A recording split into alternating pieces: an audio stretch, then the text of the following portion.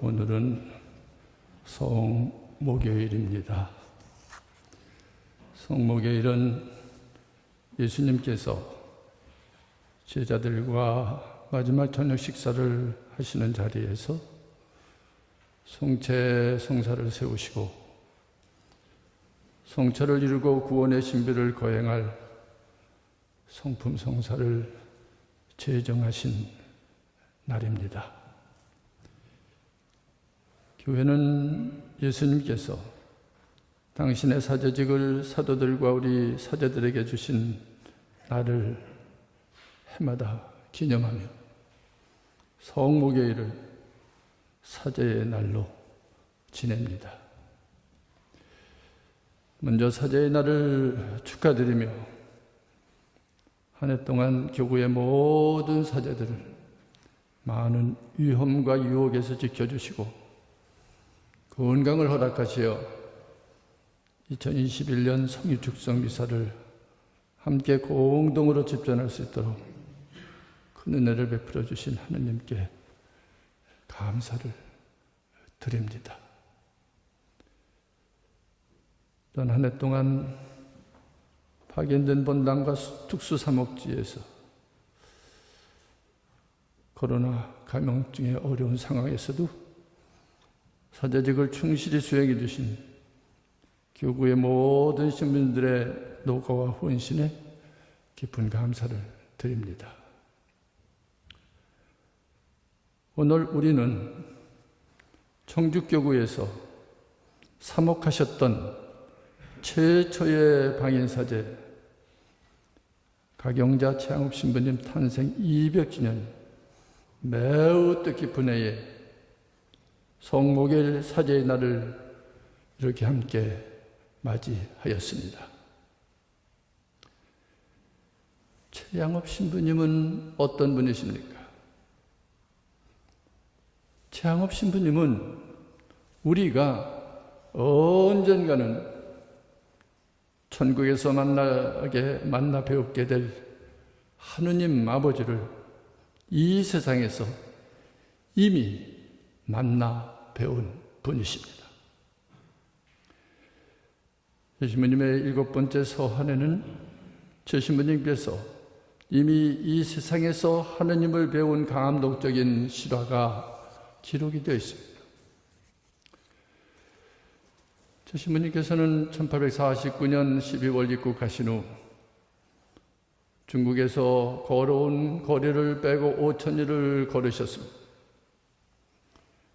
신부님은 이듬해 9월 다시 오계도의 산지에 있는 127개의 교우천 순회를 시작하기 전 기운을 차리시려고 휴식을 계획합니다. 18통의 편지 중에 딱 한 번 나오는 휴식 계획이 휴식할 장소를 제 신부님의 복사의 집으로 정합니다. 그런데 제 신부님의 복사의 집인 네오의 집에 도착하자마자 한 여자가 찾아왔습니다. 복사의 집인 네오의 집에서 10여리 정도 떨어진 곳에 사는 18살 발바라라는 동정녀였습니다. 한국인 사제 제 신부님을 만난 동정녀 발바라는 감격하여 이야기를 하면서 이러이러한 이야기를 하면서 이런 간청을 드렸어요. 신부님, 저는 7살에 평생 동정을 지킬 것을 결심하였습니다. 그리고 11살 때부터 일주일에 2번 단식제를 철저히 지키고 육류와 생선은 한 번도 입에 댄 적이 없습니다. 사순절에는 날마다 하루에 한 끼씩만 약간의 음식을 먹었습니다. 그리고 기도에 전념하였습니다. 저는 14살에 처음으로 고백성사를 볼 수 있었습니다. 이전에는 사제를 만날 수 없기 때문이었습니다. 신부님, 저는 그날 고백사제에게 저의 평생 동정 결심을 말씀드렸습니다. 그랬더니 신부님께서 이렇게 말씀하셨습니다. 조선의 법률과 풍습은 동정 생활을 불효로 단죄하고 있습니다. 또한 사람들은 동정 생활을 불가능한 것이라고 여겨 순전히 기만하는 위선이라고 야유하며 매도하고 있습니다. 그리고 외계인들에게 결혼을 하지 않거나 남편이 없으면 외계인들에게 납치되어 갈 큰 위험에 놓이게 됩니다. 더구나 조선에는 아직도 수녀원이 없습니다. 그래서 조선교회는 동정생활을 허락하지 않는다고 설명을 해 주셨습니다. 그러고 나서 신부님께서는 평생 동정의 결심을 받고 결혼을 하라고 명령을 하셨습니다.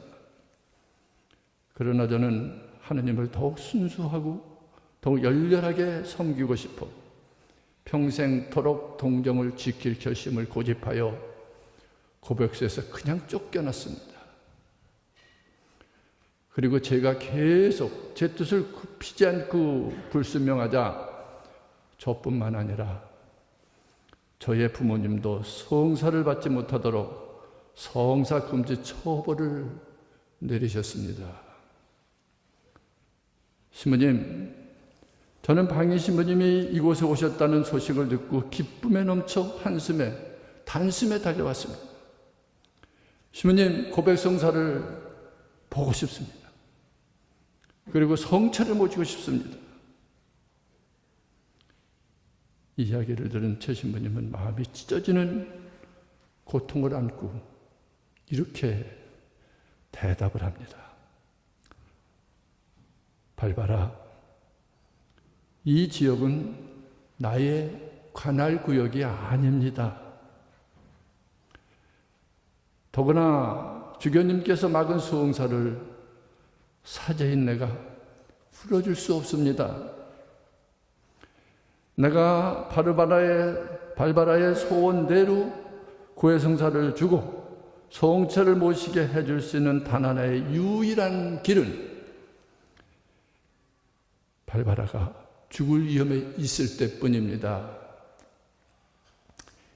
이 대답을 들은 발바라는 슬픔과 절망 속에 집으로 돌아간 지 나흘째가 되는 날이었습니다. 발바라가 매우 이독하여 병자성사를 달라는 연락이 왔어요.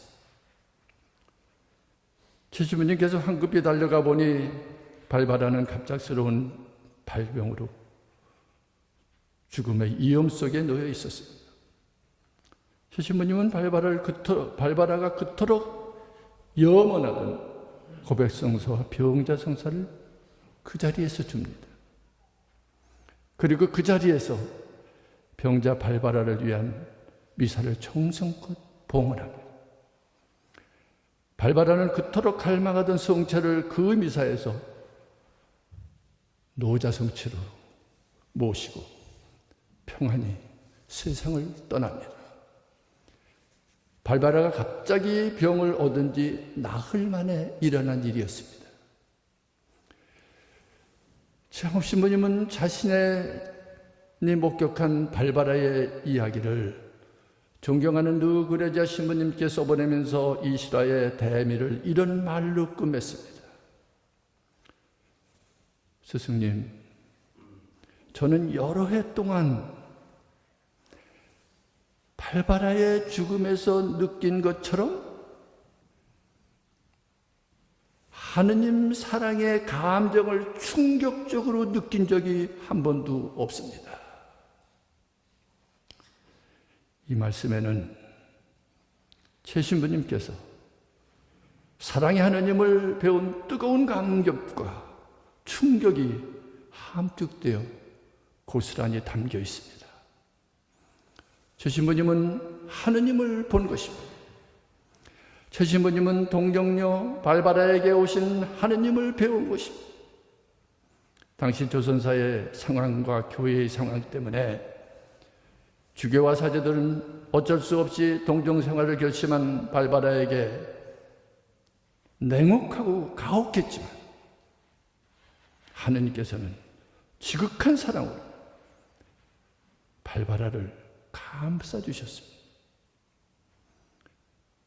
하느님께서는 제 신부 자신을 발바라가 만날 수 있도록 참으로 오묘하게 안배하여 주셨습니다.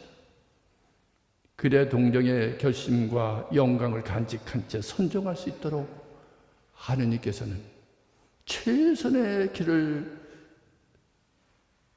인도해 주셨어요.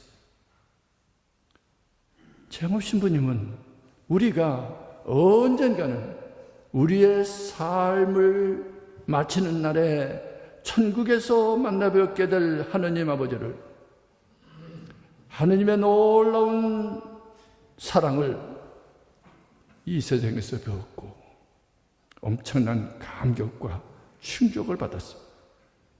그리고 새 힘을 얻었습니다. 날개쳐 솟아오르는 독수리처럼 아무리 걸어도 아무리 뛰어도 지치지 않는 새 힘을 얻었습니다. 최영업 신부님의 서한에는 이런 감동적인 하느님을 배운 이야기가 여러 곳에 곳곳이 기록이 되어 있습니다. 이와 같은 최영업 신부님이 이 세상에서 천국에서 배울 하느님 아버지를 이미 배운 간격은 최영업 신부님께서 이 땅에 복음을 전하기 위하여 곳곳도 걸어야 하는 그의 발길 앞에 끊임없이 흐르는 고통과 고뇌의 강을 건너 아프고 지친 발걸음을 또다시 힘차게 떼어놓을 수 있는 힘이 되었습니다. 그리고 이 세상에서 천국에서 배울 아버지 하느님을 이미 배운 이 제신부님의 간격은 제신부님께서 목자 없는 양처럼 헤매는 신자들을 찾아 12년 동안 구말리를 지구 반바퀴를 돌 만큼을 걷는 힘의 원천이 되었습니다. 오늘 최영업 신부님 탄생 200주년 뜻깊은 해, 성품성사를 세운 성목일, 사제 서약 갱신한 교구 사제들에게 최영업 신부님이 주시는 간절한 축원이 있습니다. 그 축원은 바로 이 말씀입니다. 우리가 마침내 언젠가는 천국에서 만나 배우게 될 하느님 아버지를 이 세상에서도 만나 배우기를 바랍니다. 최영업 신부님의 이 바람과 축복은 1854년 진천 동골에서 쓰신 10번째 서한 마지막에 기록되어 있는 말씀입니다. 교구사제 여러분, 하느님께서는 오늘도 우리에게 오십니다. 우리를 사랑하시는 하느님께서는 사건과 사고를 통하여 어제도 오셨고 오늘도 오십니다. 우리를 지극히 사랑하시는 하느님 아버지께서는 사람을 통하여 우리의 슬픔과 절망, 병고와 실패 중에 어제도 오셨고 오늘도 오시고 내일도 오실 것입니다. 금년 한 해 동안 맡겨진 양떼들, 신자들의 삶에 오신 하느님을 만나 뵙는 가운데에 우리 교구사제 여러분 새 힘을 얻기를 간절히 기원합니다. 또한 금년 한 해 동안 우리의 삶에, 나의 삶에 사건과 사고 그리고 사람을 통하여 끊임없이 다가왔고 다가오실 하느님을 배웠고 아무리 걸어도 지치지 않고 아무리 뛰어도 지치지 않는 새 힘을 얻으시기를 간절히 기원합니다. 그리하여 우리 앞에 끊임없이 흐르는 고통과 고뇌의 강을 건너 하느님께서 언젠가는 아프고 지친 우리의 발걸음을 너는 여기까지다 하며 멈추게 하실 그날까지 여겨로운 사제직을 기쁘게 수행할 수 있는 열정과 활력 가득하시기를 기원합니다. 가경자 최양호 토마스 신부님, 저희를 위하여 빌어 주소서.